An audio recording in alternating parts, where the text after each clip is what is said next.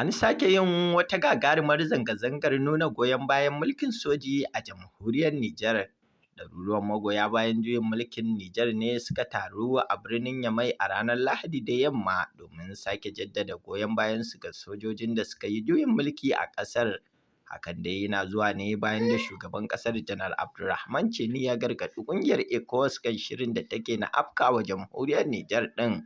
A ranar Asabar ne shugaban ƙasar ya bayyana cewa suna nan akan shirin miƙa mulki amma sai nan da shekaru 3 masu zuwa.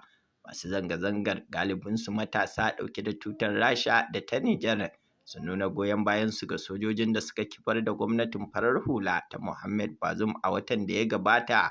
Haka zalika ranar Asabar ne tawagar wakilan ECOWAS ƙarƙashin jagorancin tsohon shugaban mulkin sojin Najeriya Janar Abdulsalam Abubakar ta ziyarci hamɓararren shugaban ƙasar inda ke tsare da shi tare da iyalinsa da kuma ɗansa a fadar shugaban ƙasar tun bayan hamɓarar da shi.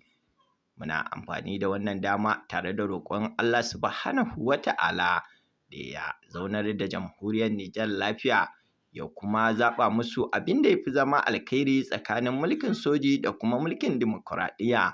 Ubangiji Allah karka ba wa turawan Faransa damar cin galaba akan jamhuriyar Nijar.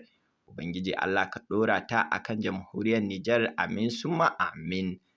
Ubangiji Allah ka kawo ci gaba mai ɗorewa da kuma haɓakar tattalin arziki da zaman lafiya da shugabanni na gari, amin summa amin.